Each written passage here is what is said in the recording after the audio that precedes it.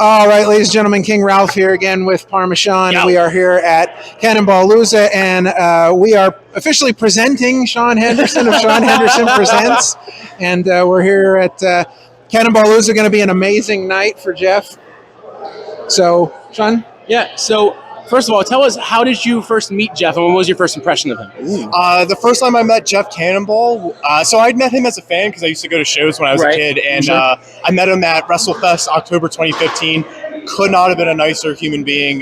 Just such an awesome guy. It was the first time I met him, but he had talked to me like I knew him for 10 years at that point. So automatically, I loved him as a wrestler, but I also was sold on him as a person after that. The first time I'd met him while I was in wrestling was actually we made a 6-hour road trip to West Virginia for a deathmatch tournament, and I got to know Jeff very, very well, and he was just as amazing as the first time I met him. So he was awesome. So I've known Jeff for coming up on 10 years now. Wow. That's incredible. Very cool. Now, what is a favorite memory or moment that you've had with Jeff, whether it's inside or outside the ring? So I have a million favorite memories of Jeff because he's the kind of person that, like, it doesn't matter if you're around him once or a million, you're always going to have such a great interaction everything's with him. memorable. Right. Always. Yes.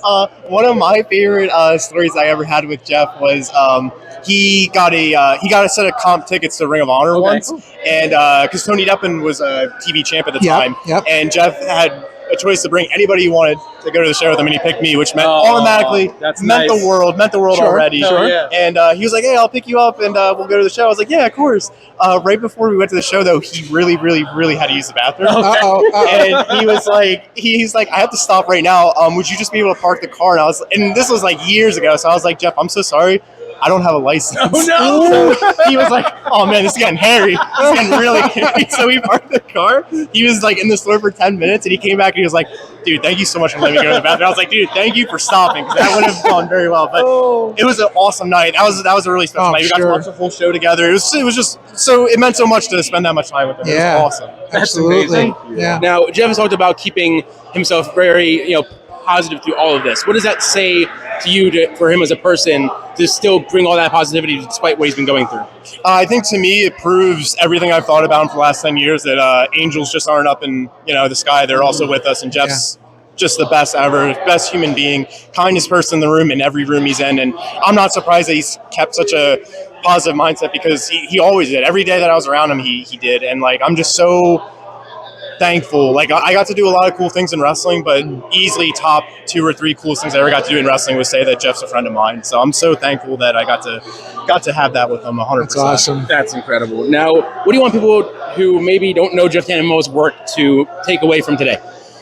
If you're not familiar with Jeff Cannonball's work, I know I'm super biased, but you're missing out on one of the greatest deathmatch wrestlers that ever lived, easily. Amen. And I'm not just saying that because he was, he is a friend of mine, or because, I booked him or I got to wrestle him. All you got to do is watch. If you go through On Point Wrestling 2015, 2016, 2017, if you go through his CZW work, if you go through his, SHP work, wherever he wrestled, my gosh, dude, the guy just did not have bad matches. No. He just didn't. And one thing I was always impressed with, he always was able to have an awesome comedy match, an awesome hardcore match. He could go toe-to-toe. He was a great technical wrestler. Not a lot of people talk about how good of a technical wrestler he was, but I've seen him outwork WWE people before. He was amazing. He's definitely one of the greatest hybrid wrestlers I ever saw. And if you have not seen Jeff Cannonball work, please do yourself the favor of watching it, please, because he was incredible. Absolutely amazing. Absolutely. Now, Jeff is a husband, a father to Milo, first responder, a musician, and a wrestler. When you think about everything that he's done in this business and outside of this business, what stands out to you the most? Just how unbelievably giving and caring he was. Like, there were times where I would see him booked on a show. He was like the world champion of, and the guy that he was wrestling was making his debut, and Jeff automatically right off the bat just had this guy win the match because he cared about this guy getting the job. He didn't care that he was world champ or how he looked or whatever. Jeff only cared about helping others. And I think Jeff Cannonball is one of, if not the most giving, kindest, caring people I've ever been lucky enough to know. And I want people to know that he was every bit as good as he was in the ring, he was outside the ring and is outside the ring. I love him so much. I'm so thankful I got to do this interview, because if we did this for another 10 hours, I'd still could talk about how amazing he was. He is that special of a human being, and I love him so much. Well, lastly, here at Cannonballooza, what does it mean to you to be putting on this show and have the show be all about him and for him?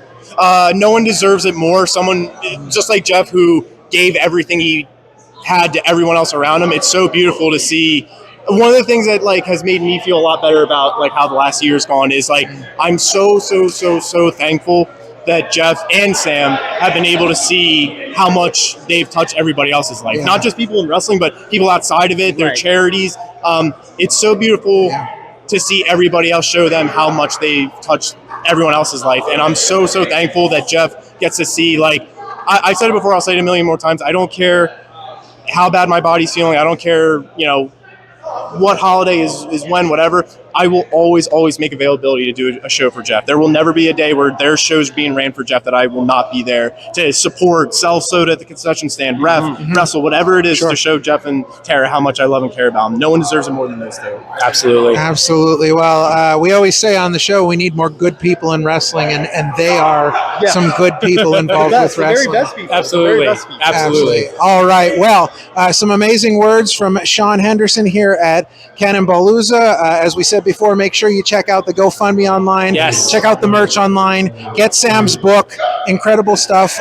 Check all of that out and make sure that you are doing whatever you can to support Jeff Cannonball. So we'll be back with more incredible interviews here at Cannonballooza.